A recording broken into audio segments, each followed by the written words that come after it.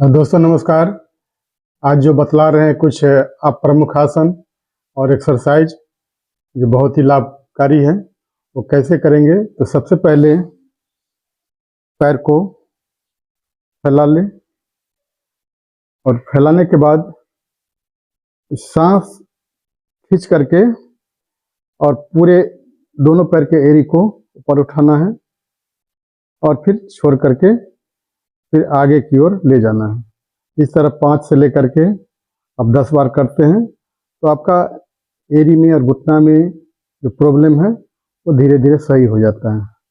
अगला अभ्यास करेंगे, इस घुटना को मोड़ लीजिए, दाहिना घुटना को, और बायां हाथ को उठाइए सांस लेते हुए और खाली करते हुए इस घुटना को पकड़ना है और दाहिने मुड़ करके दाहिने हाथ को देखना है।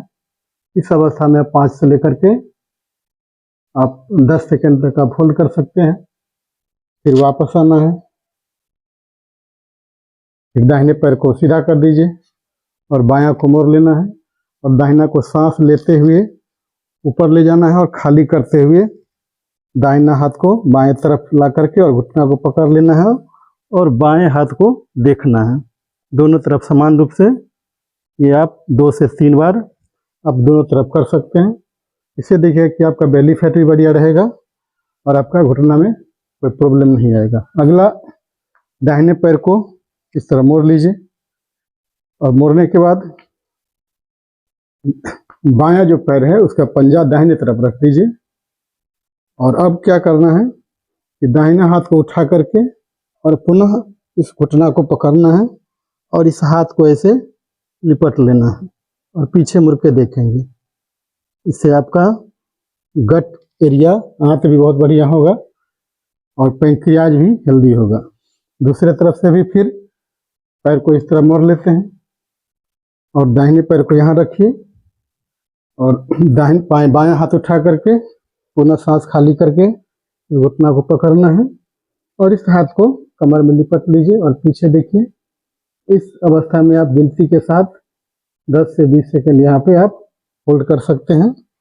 इससे आपका गट का एरिया, इसके बाद आपका कुल्हा का जो एरिया है उस सब में तनाव आता है और सब सही होता है। आगे क्या करेंगे कि जिनको पाइल्स वगैरह है ये गौमुख आसन करेंगे। इस पर बैठ जाएंगे और बाएं पैर को इस पर चढ़ा लेंगे और जो बायां घुटना ऊपर है तो बायां हाथ पीछे लेकर के नीचे गिरा लेंगे और दाएं हाथ से इसको पकड़ लेंगे। इस अवस्था में आप रहते हैं तो आपका मलद्वार भी बहुत बढ़िया होता है और हार्ट भी बढ़िया रहता है। पूरे हार्ट में ऑक्सीजन जाता है, हार्ट में कोई तरह का प्रॉब्लम नहीं। इस अवस्था में आप 10 से लेकर के 20 सेकंड तक आप इस अवस्था में रह सकते हैं। फिर वापस आराम से आना है और इस पैर को बदल लेना है। बाएं पे बैठ जाएंगे और इस तरह दाहिना घुटना इस पर चढ़ा देते हैं। ये दोनों बराबर आ जाता है तो इसी को हम गौमुख आसन बोलते हैं। हम दाहिना घुटना ऊपर है तो दाहिना हाथ पीछे से ले आइए और बाएं हाथ को नीचे से और इस तरह पकड़ लीजिए। इस अवस्था में आप 10 से लेकर के 20 सेकंड तक रहिए। धीरे धीरे प्रयास करना है, एकाएक नहीं होगा। इसको गौमुख आसन बोलते हैं, जो बहुत ही प्रभावकारी है, बहुत ही लाभकारी है। जिनको वजन अधिक है, बेली फैट अधिक बढ़ा हुआ है तो यहाँ पे धीरे धीरे कम भी होगा। अगला अभ्यास करना है कि बटरफ्लाई करना है। दोनों पैर को मिला करके और इस तरह बटरफ्लाई करेंगे। इसमें क्या होगा कि बटरफ्लाई करने से रीढ़ की हड्डी सीधी रहती है और आपका जो नीचे वाला जो एरिया है वो सब हेल्दी होता है। प्रजनन तंत्र भी हेल्दी होता है। महिलाओं को जो प्रॉब्लम होता है पीसीओडी, ये सब नहीं होगा और बहुत ही बढ़िया प्रत्येक दिन ही करना चाहिए। इन्हीं को प्रोस्टेट की समस्या है वो नहीं होने देता है तो ये करेंगे। अगला अभ्यास करेंगे, इस दोनों घुटना को नीचे दबाते हुए और फिर वापस मोड़ना है। आप 5 से लेकर के 10 बार आप इस तरह कर सकते हैं। अगला अभ्यास करेंगे इसको पकड़ के और दोनों केहनी को जमीन में सटा देंगे और यहाँ पे ठुड्डी को दोनों पैर के अंगूठा में सटाने का प्रयास करें। यदि सटा लेते हैं तो बहुत बढ़िया, नहीं बेली फैट के कारण नहीं सटेगा। अगला अभ्यास, दोनों घुटना के बल वज्रासन के बल बैठ जाइए। इसको वज्रासन बोलते हैं। खासकर रात में खाना खाने के बाद वज्रासन में जरूर बैठना है। वज्रासन में बैठने के बाद डाइजेशन, पाचन क्रिया बहुत बढ़िया हो जाता है।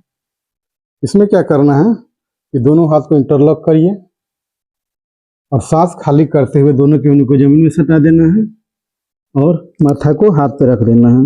इस अवस्था में 4 से 5 बार करेंगे तो ये बाँह भी बहुत बढ़िया रहता है और रीढ़ की हड्डी भी लचीला हो जाता है। अगला अभ्यास करते हैं। नाभि पे बाएं हथेली पे दाएं हथेली रखते हैं, सांस भर करके और खाली करते हुए आगे झुकते हैं और दोनों घुटना में सीना को सटाने का प्रयास करते हैं। इसको बोलते हैं मंडूकासन।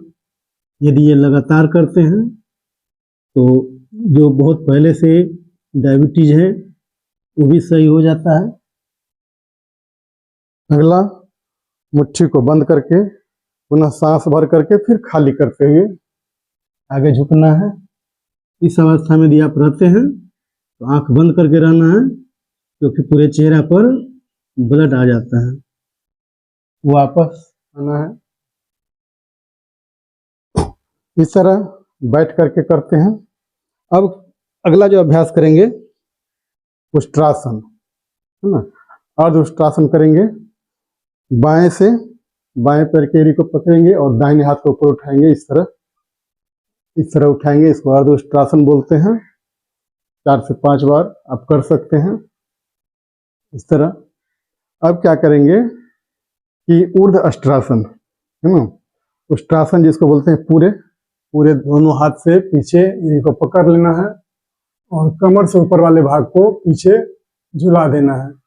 इस अवस्था में रहेंगे तो आपका रीढ़ की हड्डी बहुत ही फायदा करेगा, हड्डी भी बढ़िया रहेगा। इस तरह फिर वापस आ जाना है और ये बैठ करके यदि प्रत्येक दिन आप करते हैं बहुत ही लाभ होगा, फायदा करेगा। तो प्रत्येक दिन इसको करना है। धन्यवाद। और लाइक और शेयर करिए, सब्सक्राइब करिए, लोगों को भेजिए और कमेंट भी कीजिए। धन्यवाद।